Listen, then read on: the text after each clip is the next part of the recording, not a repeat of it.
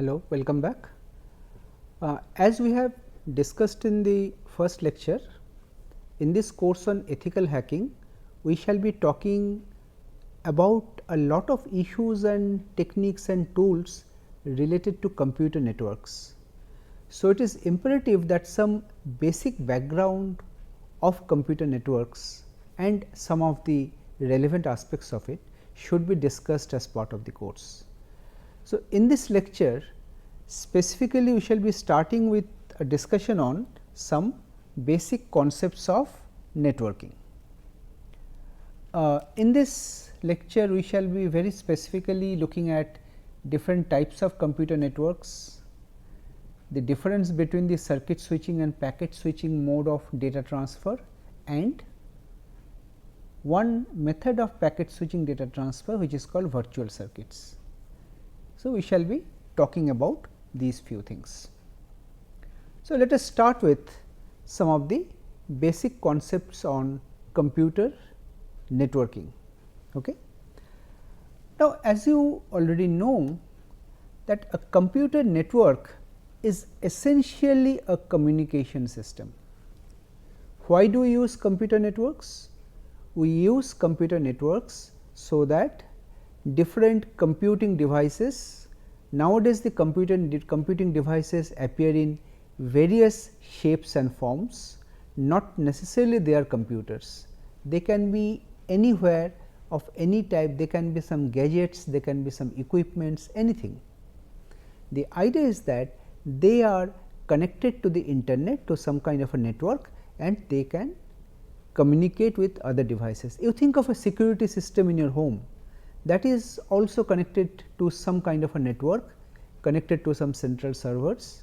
So, that whenever some, you can say, anomalous incident occurs, some central server will be notified accordingly.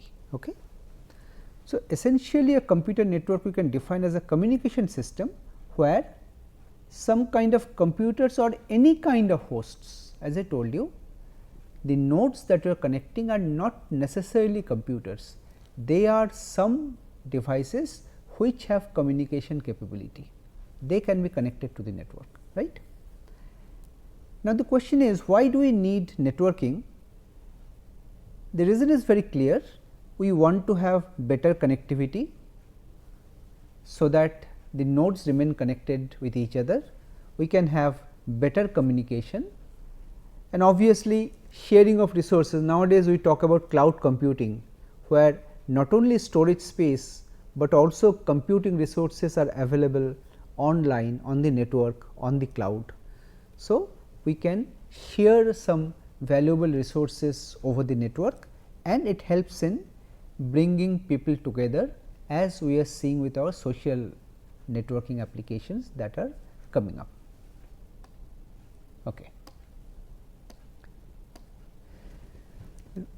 Talking about the different types of computer networks, very broadly speaking, we can classify computer networks as local area networks or LAN and wide area networks or WAN. Of course, there are some intermediate nomenclatures that are also used, like people talk about metropolitan area network, which is somewhere in between, but we are not going into that detail. Okay. Now, essentially local area network, as the name implies, they are used to connect hosts which are separated by relatively small geographical area. Now, this relatively small is really a relative term. It can be in the same room, it can be in the same building, or maybe within the same campus. Means whether or not it is a local area network, it depends upon the technology that is being used. Nowadays, the most commonly used local area network standard is the Ethernet. Various versions of Ethernet are there. It started with a very primitive form, the 10 megahertz Mbps, megabits per second Ethernet.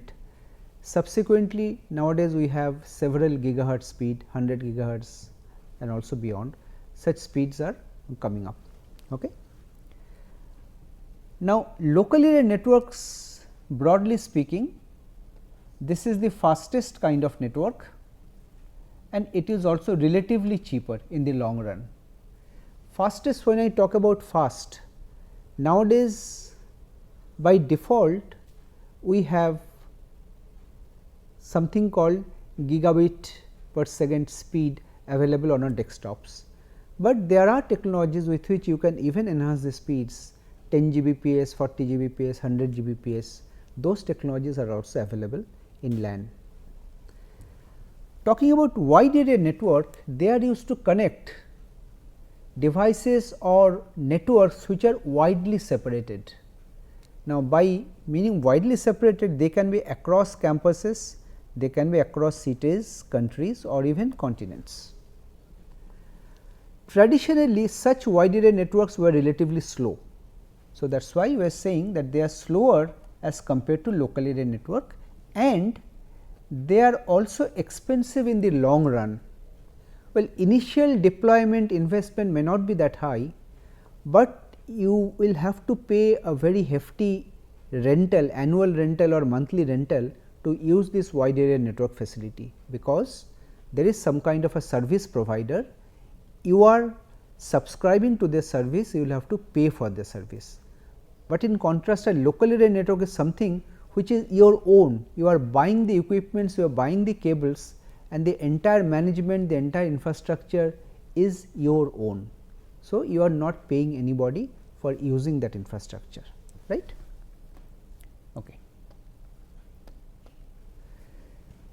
Now, talking about data communication over a network, let us look at a rough picture like this. Let us say these A, B, C, D are the different nodes in a computer network, and let us suppose this node A wants to send some message or some data to this node H, and this B, C, D, etc. these are so called intermediate nodes.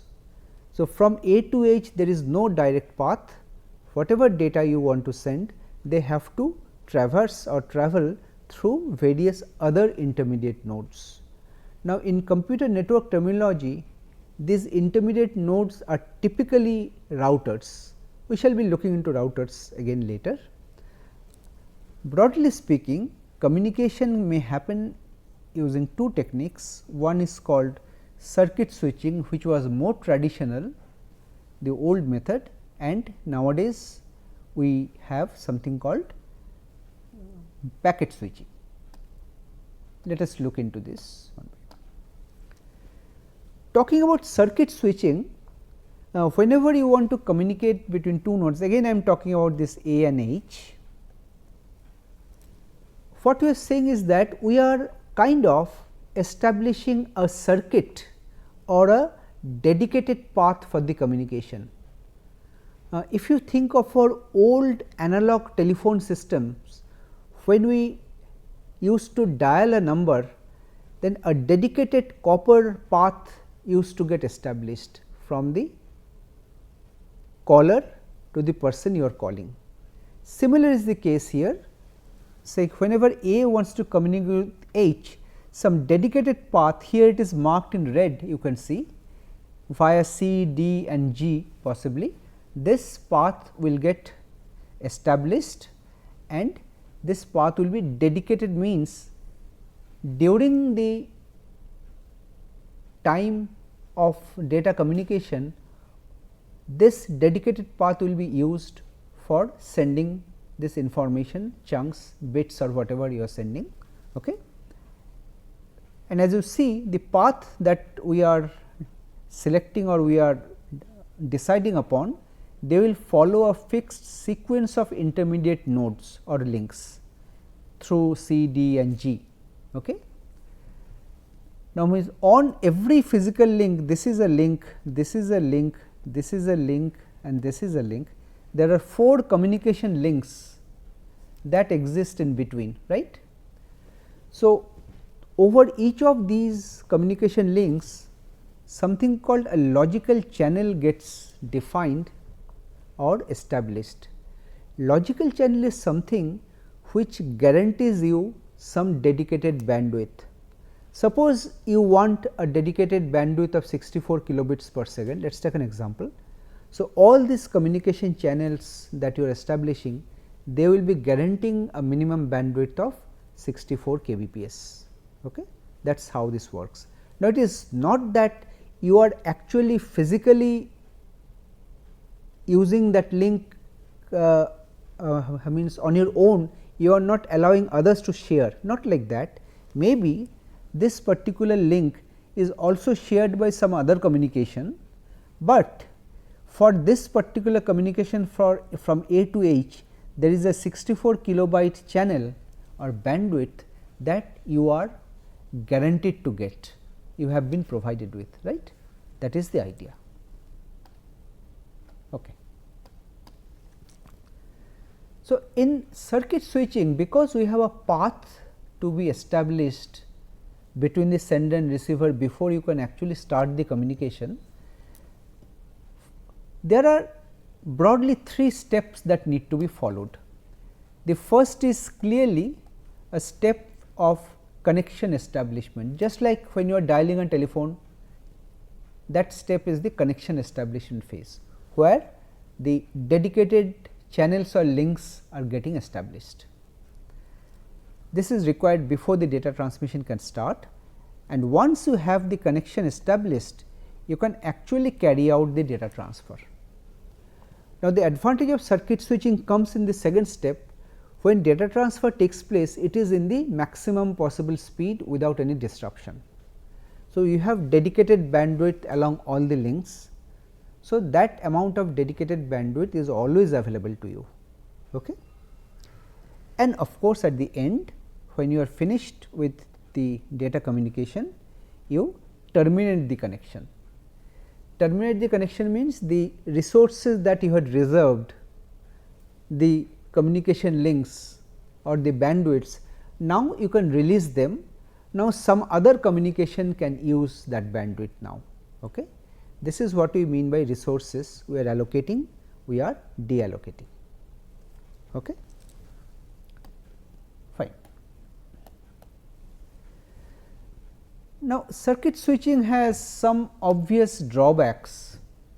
First drawback is that because you are having dedicated links from the source to the destination, during the time the communication is active, this entire channel is dedicated for the communication. But you see, when you send or transmit data, it is not that data are being transmitted continuously. Usually computer data are bursty in nature. Sometimes there is lot of data and there is a period where there is no data. Sometimes again there is a lot of data flowing, sometimes again there is no data. So, if you reserve the channel for the entire period, your average channel utilization may not be that good. This is the drawback. Okay?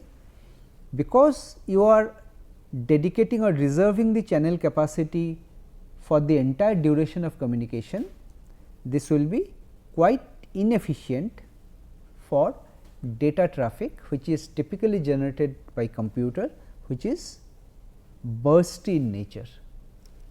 Data appears in bursts, in between there is no data, there is a gap. But for voice communication, when we talk over telephone, we normally do not remain silent. Either I am talking or the person on the other side is talking. There is always some communication going on with respect to voice traffic. Nowadays, most of the voice communication is also being carried out through computer network kind of an infrastructure. They are converted to digitized, and then voice is transmitted as data. Okay? And the other drawback is that because of the connection establishment requirement, there will be an initial delay. Only after that the communication can start. Okay? These are some of the drawbacks you have to remember. Next, let us come to the other method, so called packet switching. Now, packet switching, as I said, this is more widely used nowadays. This is the modern form, and this is used for long distance data communication, because it has some advantages. The main advantage is that you are not dedicating any network resources here. all communication links are shared. The links that your data will be traversing, they are all shared, they are not dedicated only for your communication. Okay? Because the links are shared, there is no concept of guaranteed bandwidth typically. Typically, there is no such concept, but of course, you can have something called quality of service, you can have a guarantee on that, but typically there is no guarantee on the bandwidth. So, when there is lot of traffic on the network, you may feel that your data transmission or communication has become slow. Okay? So, this basic concept of packet switching has evolved over time. We shall be looking at this in some more detail.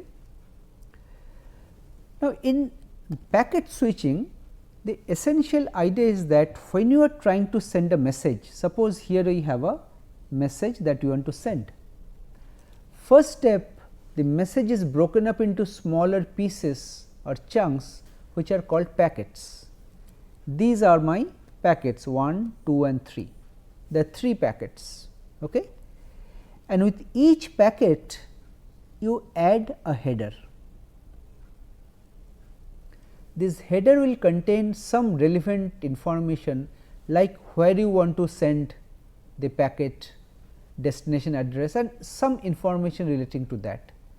So, these packets you are dividing your message into, each of these packets will be having some additional overheads in terms of headers. Okay? And each of these packets are transmitted separately. The message is not transmitted as a whole, rather the packets that constitute the message, they will be transmitted one by one. This is the basic idea behind packet switching. So, it is not the message you are thinking about is being transmitted, but rather the individual packets that are getting transmitted. Okay?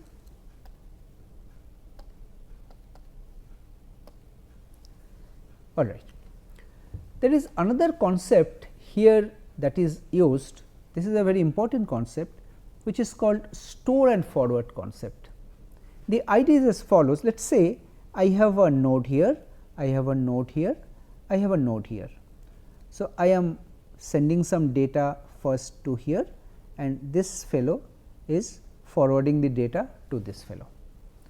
Now, if we think of this central node, what happens is that whatever packets that are being transmitted first through this first link, they will get stored in an internal buffer. There will be a buffer, a memory space where these packets will get stored, right. And later on from this buffer, these packets will get forwarded to the next link. So, there is a store and forward kind of a concept. If due to some reason the next link is busy, there is lot of traffic, then you will be temporarily storing them in the buffer, you will not be sending now. When the link becomes free, then you forward them. In this way, the link utilization can improve to a great extent, right. And each of these intermediate nodes, you see, there may not be a single link, there can be multiple links to different nodes, right. There can be multiple links. So, there is another thing these nodes have to decide. Whenever a packet comes, it will have to take a decision which outgoing link I should forward this packet to. Okay. So, this will decide the route the packet should follow, and this is typically done on a per packet basis, not on a per message basis. Each packet is independently routed through the network. Okay. And because of these things, you will have to know, or you will have to tell these intermediate nodes that whenever a packet comes, where to forward it. Now, this information is typically kept in a place which is called a routing table. Each of these intermediate nodes maintain something called a routing table. We shall be talking about this later again, and this routing table will decide where an incoming packet should be forwarded to. There can be multiple outgoing links.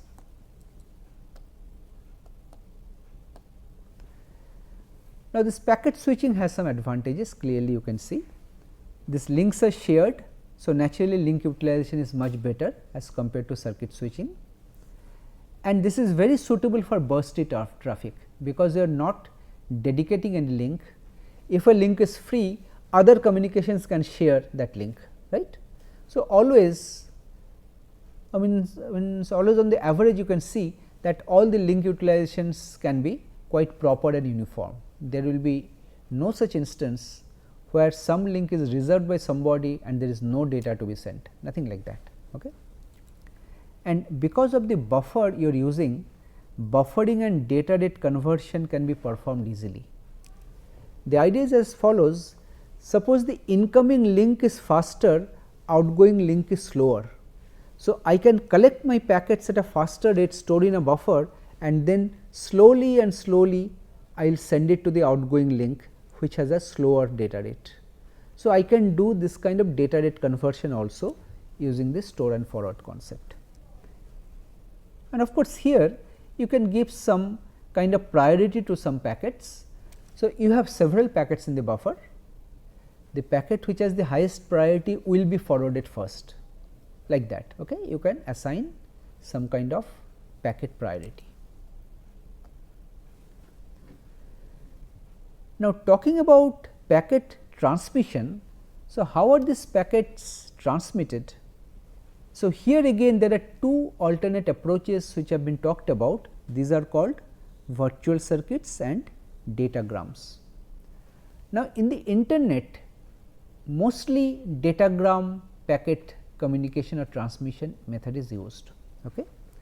Now, the abstract network model will again be just assuming something like this, which you had shown earlier, where there will be a sender, there will be a receiver, and there will be several intermediate nodes and some links that are connecting the intermediate nodes. So, data or the packets will be following some of these links from the source A to the destination H. Okay. This is our model that we will be assuming. Now, the first method, which is the virtual circuit approach, I am just mentioning briefly because this is not that widely used in the internet, very rarely you will find this. Now, here the concept is somewhat similar to circuit switching. Now, in circuit switching, you recall I said before a communication some path is decided upon and the links are dedicated or reserved. Some guaranteed bandwidth is provided for the communication. Okay. So, virtual circuit is similar in the sense that here you are saying that you are establishing a route, like for example, if I have a network like this, there are several nodes which are connected in certain way. Suppose I have links like this, right. Suppose I want to transmit data from this source to this destination. So, I may choose a route, like my route can be like this, it will follow this, then this, then this, then this, this may be my route. Okay.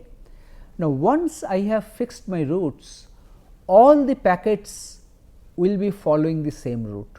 This is the essential idea behind virtual circuit. So, here again there will be something like a connection establishment phase where this route will be decided upon, okay, and all packets will be following the same path. But the point to note is that the links here are not dedicated like circuit switching. Since packets are passing, the same link may be part of another virtual circuit, some other communication is going on that may also be going through that same link. In that way, some of the links or paths may be shared, they are not dedicated. Okay. Now, this virtual circuit is somewhat similar to the telephone system that we use today, something like that. Okay. Now, talking about some detail how it works, as I said, in the first step for virtual circuit the route has to be established. Now, once a route is established, suppose for a node A, it wants to send some data to a node H. Let us say the path is established as follows: A to let us say a node B, B to a node let us say E, E to H let us say. So, once this path is established, each virtual circuit will be given a virtual circuit number. Okay. This virtual circuit number will be known to all these intermediate nodes when the connection is being established. So, once this virtual circuit number or the virtual circuit is established, when the packets are being transmitted. So, you recall I said that the packet will be containing the data and some header. Now, in the header only the virtual circuit number will be kept, because this node B will know, because the circuit has already been established, that if I am talking about virtual circuit number 2, then this is the path to be followed. So, it will automatically forward that packet along that virtual circuit number which you have specified. So, here routing of the packets are carried out based on the virtual circuit number that is present as part of the header, and during the connection establishment phase, when the path or the route is being finalized, this information will be established in all the intermediate nodes. They will be having some kind of a routing table, and that routing table will tell you that if it is virtual circuit number 1, then you have to go to this link.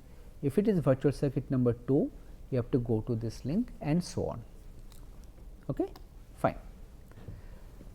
Now, regarding the packet forwarding, it will be normal store on forward scheme,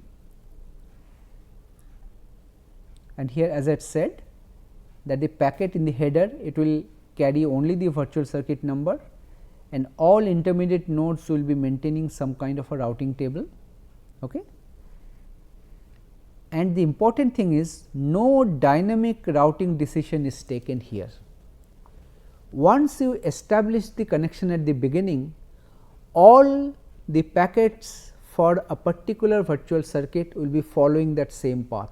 Even if some of the links is very much loaded, it has become slow, but still that same path will be followed. Okay. This is one drawback of virtual circuit, because it is not dynamic or adaptive.